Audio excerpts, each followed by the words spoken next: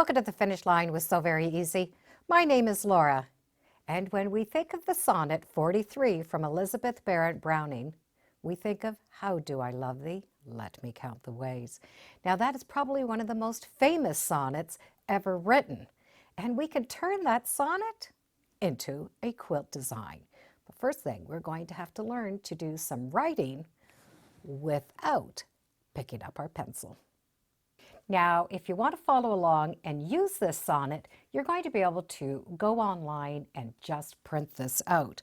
But what we want to do is learn to write without picking up our pencil. So I'm going to do the entire alphabet in script, all small letters, without picking up my pen. So I'm going to start A, B, C, D, E, F, G, H, I, J, K, L, M, and so on without picking up my pen.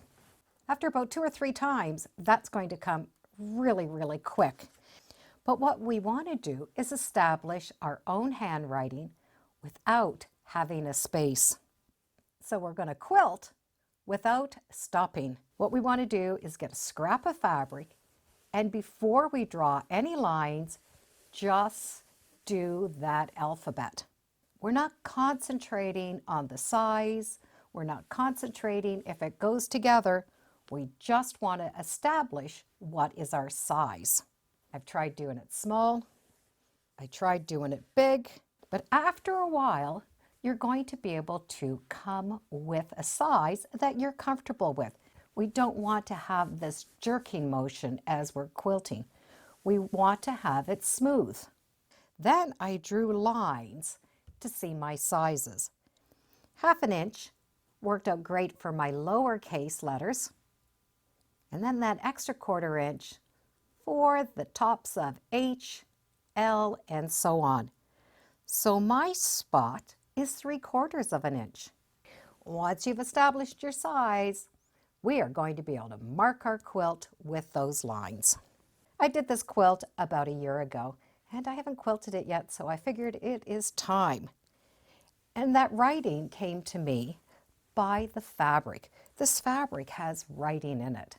Now I'm not going to try to duplicate that, but I am going to do the writing on that quilt. Because I have the writing going in one direction, I'm going to keep that writing that I'm quilting in that same direction. So I'm going to draw lines on my personal measurement for my words. So it's going to be 3/4 inch for the writing, then 1/4 inch space, 3/4 inch, and 1/4 inch. And I'm just going to mark this entire quilt just with those straight lines. So I have that 3/4 inch that I'm going to do my writing, and then that 1/4 inch space. For this very top little point, there's really not enough to do any writing. So I'm going to start the writing in the second line. In this first area, I'll probably just do a little heart. Now, I'm not really worried if someone is going to be able to read that. I just want to have that look. So I'm not really going to worry about capitals. I am just going to do one word after another. I'm going to start off that quilt and bring it in to an area that I can start writing. Now I know this area is my comfortable zone. This is just giving me a guideline. And we want to write in the direction that we hold our paper. If you hold your paper on an angle when you write, hold your quilt on an angle. If you're very straight, do it straight. Your brain will definitely take over once you get going. I'm not going to stress about this. I'm just going to have some fun and just get this little quilt done. So I get to start with, How Do I Love Thee?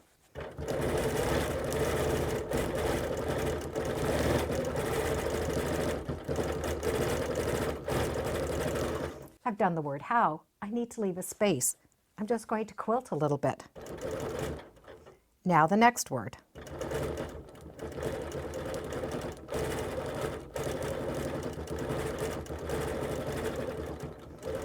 And I'm going off. Now I can do the next line.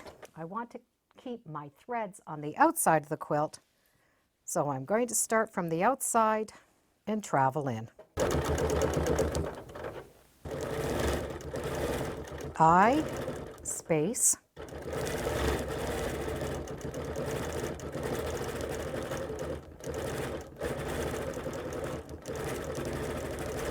love, space,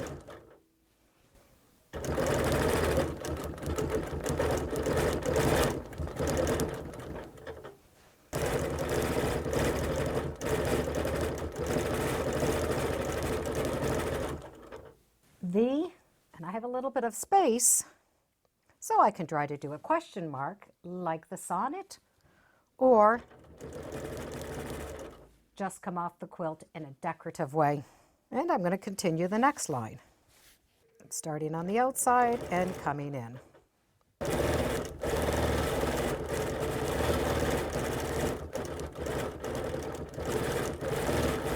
You can see how cute that is coming together. Once these lines disappear, you're really not going to pay attention to what the words say. You're just going to have an overall look of all of those words.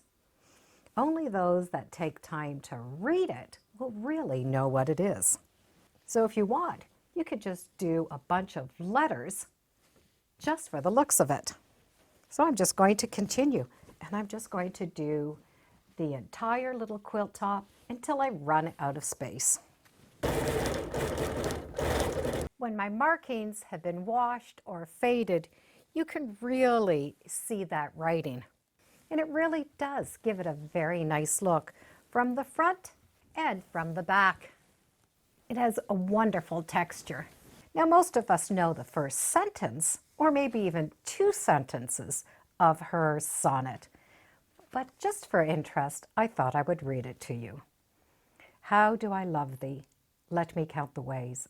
I love thee to the depth and the breadth and height my soul can reach when feeling out of sight. For the ends of being an ideal grace, I love thee to the level of every day's most quiet need by sun and candlelight. I love thee freely as man strive for right. I love thee purely as they turn from praise. I love thee with passion put to use in my old griefs and with my childhood faith. I love thee with a love I seem to lose with my lost saints. I love thee with the breath, smile, tears of all of my life. And if God choose, I shall but love thee better after death. Elizabeth Barrett Browning, sonnet number 43. There's very little marking to do with this type of quilting. Once we've established what our personal size is, it's easy to go along. And as you do go along, your writing is going to get smaller and smoother. It's fun to start with a little project like this to see if it's something you enjoy doing. And then you could do an entire large quilt with a story, a song, or maybe a letter that was passed down from generations. I hope you give it a try. It really is a lot of fun.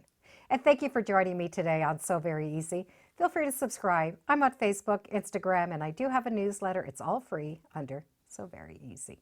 And be sure to make every day a Sewtacular day. Bye for now.